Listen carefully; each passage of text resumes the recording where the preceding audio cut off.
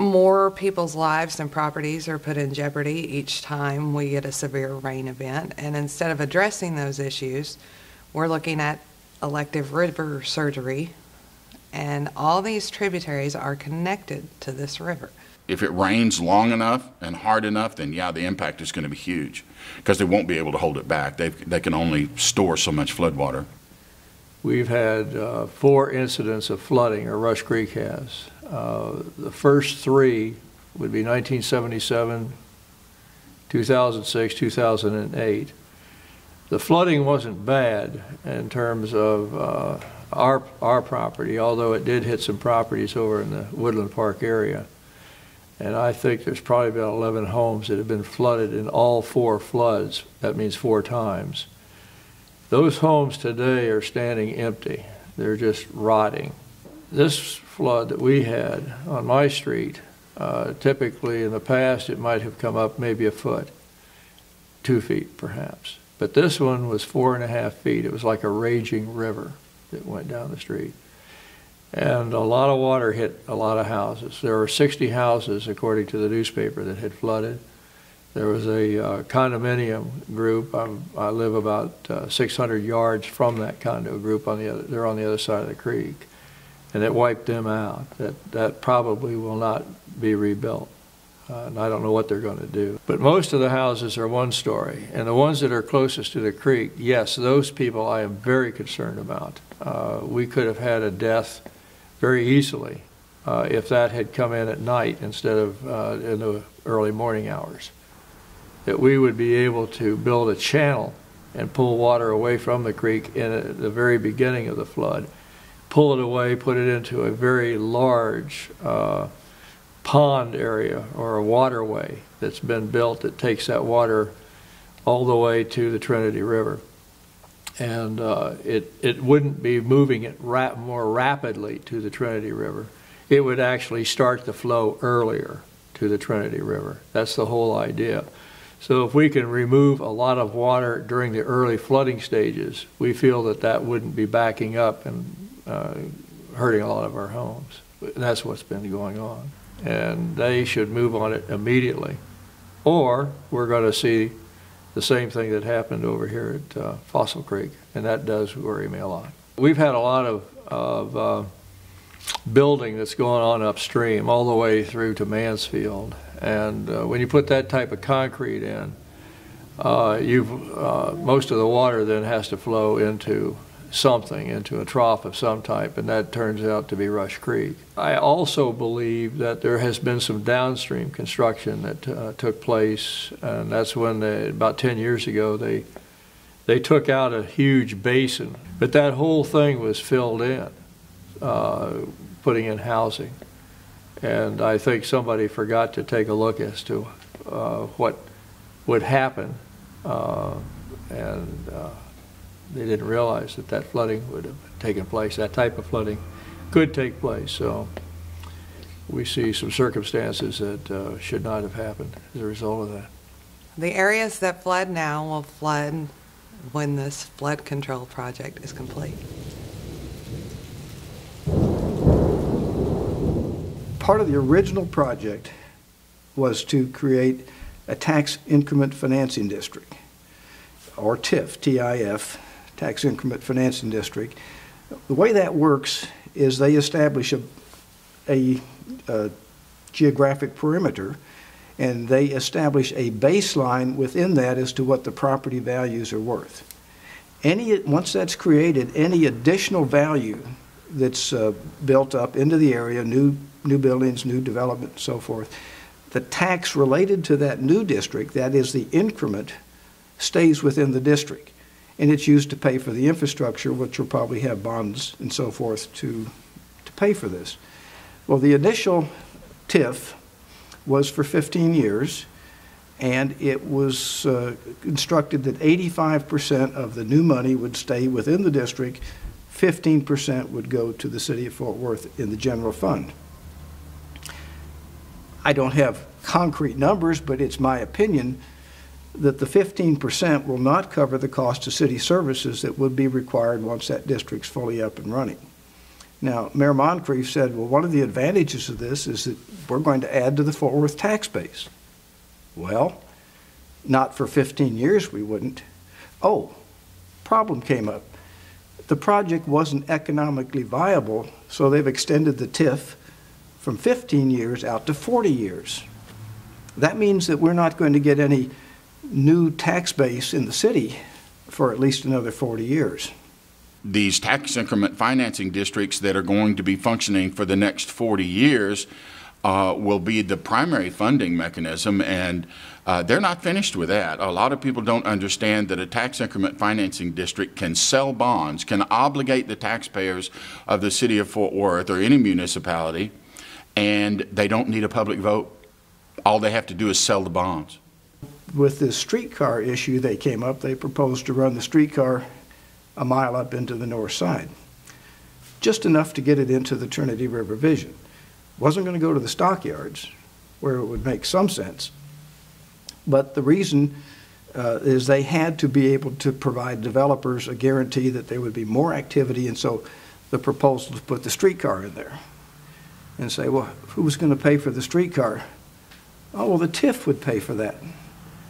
But wait a minute, the TIF's already gone to 40 years. Gosh, are we going to go to 65 or maybe 70? Are we ever going to have any additional value in the general fund for this project? Very questionable.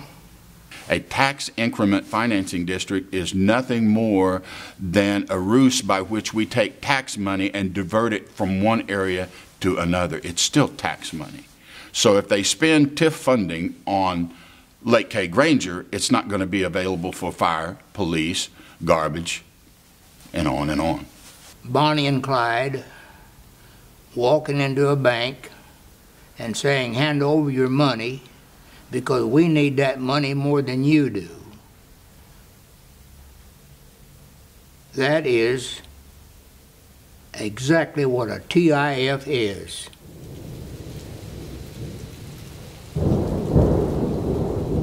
Eminent domain is the reason I got involved with this, and it sent up so many red flags immediately because, again, we could see that, the flood control really wasn't the issue here. It was basically, regifting lands to those who are politically connected, who are good donors, and that is, first of all, it's morally wrong. Second of all, it's constitutionally wrong. So it's wrong on so many levels. And in fact, the eminent domain is just one thing that gets some of us who may be, right of center.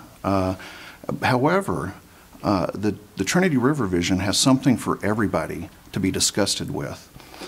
From the further left progressives, hey, it's going to do a lot of ecological damage. From those on the right, it's completely disrespecting people's private property rights. And so from the complete spectrum of political thought, there's something for everybody to be disgusted about this. The Trinity River Vision is an abuse of eminent domain. If you look at historically at the use of eminent domain, it's been used to build highways, schools, hospitals, things that the public can use in general. It's a multi-purpose facilities, courthouses that everyone has the ability to use. With the Trinity River Vision, we're seeing private property development coming in. We're going to see high-rise towers. We're going to see things that benefit special interest, and that's not going to be freely usable to all individuals. And this is being billed on the back of the local individual and the local taxpayers, and I don't believe that is right. As a property owner in the area that's been designated for acquisition for the Trinity Uptown portion of Trinity River Vision, you have no idea how insidious that is and how horrible it feels. All the plans we've made seem to be in direct conflict to all the plans that they've made. We were told 7 years ago that we'd be acquired, so we can only sell to them. Constantly worry about whether it's worthwhile to invest in any maintenance to the building or upkeep. A lot of the property owners got together when this first happened, and we started a property owners group, and through the evolution of that group, we formed Citizens Who Care, where we actually read the EIS, studied the project, and offered what we thought was a very positive alternative to the current Trinity Uptown Plan. The alternative closely aligned with what the P&G plan that the Corps was supposed to be able to offer as an alternative to Trinity Uptown. They're tasked with coming up with an alternative for every project that they do. Congress, or someone in Congress, told them that it wouldn't be necessary for this project. So we've looked at this project with a very close scrutiny and a little bit of a jaundiced eye, and it doesn't pass the smell test. And so we think that makes it even worse when you're then told you've got to go and you've got to sell to us, eminent domain.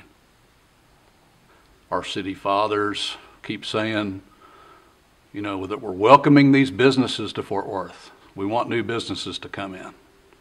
Well, why would anybody in their right mind relocate their business to the eminent domain capital of Texas?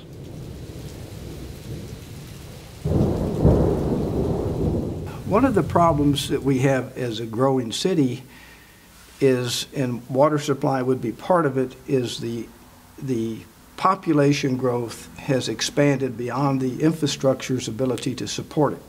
And by infrastructure, I'm talking about roads, streets, drainage. An example being that we now have a storm sewer utility fee tacked onto our water bills.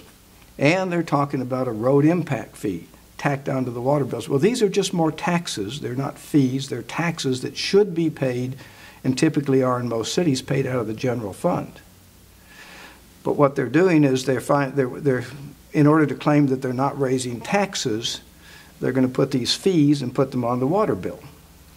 The problem with infrastructure is that our population has grown faster than the ability of the infrastructure to support it. You say, well, isn't that simple? Don't we just improve or increase the infrastructure? One of the reasons our population has grown, aside from forced annexation, is that the council has given tax abatements to businesses to get them to move here.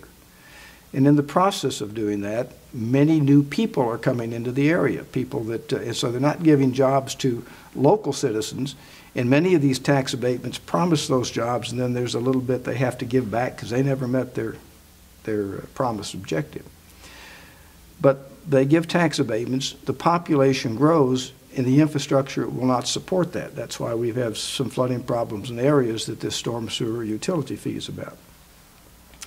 Well, you say, isn't that an easy problem to solve? We'll just improve the infrastructure. We'll just build more. The answer, well, it costs money. The city doesn't have the money. And one of the reasons they don't have it is the very initiative that caused the growth, that is the abatements, also gave away the money that would have been there to support the infrastructure. So we can't build it because we don't have the money. We'll say, well, could we borrow some money? Well, I guess we could. The problem is Fort Worth has the highest amount of bonded indebtedness of any major city in the state of Texas. We also have the highest tax rate of any major city in the state of Texas. And one would say, well, that doesn't sound right.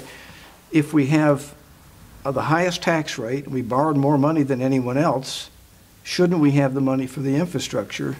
And the answer is they've spent it on other things, including the Trinity River Vision